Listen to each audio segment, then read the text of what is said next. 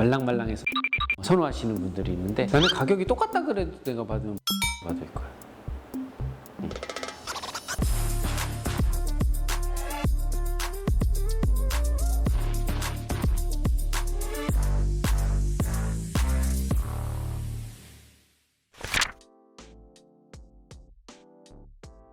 만약에 우리 가족이 수술을 한다, 여잔데 해달라 그런다, 그러면 저는 일단 무조건 해줍니다.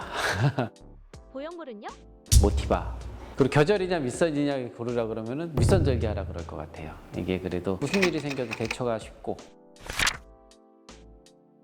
누가 수술했는지, 어디서 수술했는지, 얼마나 많이 수술했는지에 따라서 결과가 다르게 나올 수 있는데, 마이크로 텍스처 보형물의 대표 주자인 모티바라는 보형물이 현재로서는 부작용 확률이 제일 낮은 걸로 파악이 되고 있습니다. 싱글 서전이 한 그런 데이터를 본다면은 멘토 50케이스, 모티바 50케이스 했다 그러면은 부작용 확률을 제가 느끼는 건, 개인적으로 느끼는 거는 그냥 러프하게 한 4대1 정도 되는 것 같아요. 두 번째는 표면이 매끈매끈하기 때문에 마찰력이 없어서 우리 몸에서 자꾸 밑으로 내려간다든지 옆으로 간다든지 합치되는 확률이 다른 까칠까칠한 보형물보다는 조금 더 높은 것 같고요. 피막이 좀 두껍게 형성됩니다. 반면에 이제 모티바는 작년에 퍼블리시된 네이처지 논문에 자세한 데이터가 나와 있는데요. 4마이크로미터를 기준으로 해가지고 오돌토돌함을 가진 보형물은 피막이 얇게 형성되고 구형 구축 확률이 낮다라는 데이터가 나와 있는데요. 다른 병원 케이스를 재수를 할 때 열어보면 피막이 진짜 얇은 거예요.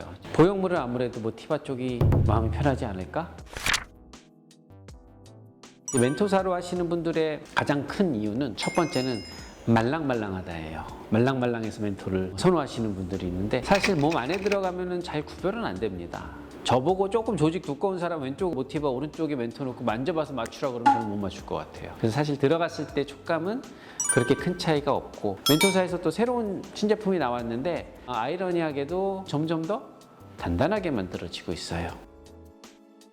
반면에 이제 모티바는 쫄깃쫄깃하게 만들죠. 쫄깃쫄깃하게 만드는 이유는 말랑말랑해서 생기는 부작용들, 리플링이랑 파열 확률을 좀 낮출 수가 있고요. 제가 느끼는 장점 중에 하나는 보형물이 들어갔을 때 탕탕해요. 얼고노믹스라는 모양이 예쁘게 잘 잡히는 그런 장점이 있고. 그러면 탄탄한 가슴이 예쁜 건가요? 근데 가슴은 팽팽한 가슴이 젊고 예쁜 가슴이거든요. 나이가 들면 들수록 유선 조직이 지방으로 변합니다. 패티 디제너레이션인데, 지방으로 변하게 되면 이제 말랑말랑하게 되죠. 단순히 말하면은 젊은 가슴일수록 탱탱하고 유선 조직처럼 단단한데, 나이가 들수록 말랑말랑해진다예요.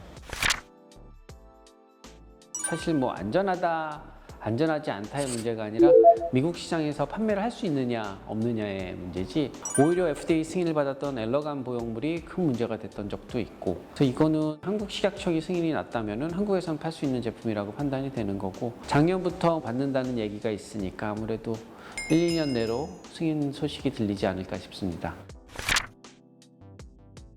모티바를 하고 싶은데 비용 부담이 조금 된다 해서 멘토를 선택하시는 분들도 있기는 있는 것 같아요. 아무래도 모티바가 조금 더 가격이 나가는 만큼 마음은 조금 더 편하고, 수술을 받는 입장에서 가성비를 고려해야 되는 상황이다. 그런 경우에는 모티바사에서 이제 새로운 결제 시스템 모티바 구독 서비스라는 걸 하나 준비 중이라고 하니까, 비용 부담이 되시는 분들은 그 서비스를 한번 이용해 주시는 것도 괜찮은 생각인 것 같습니다.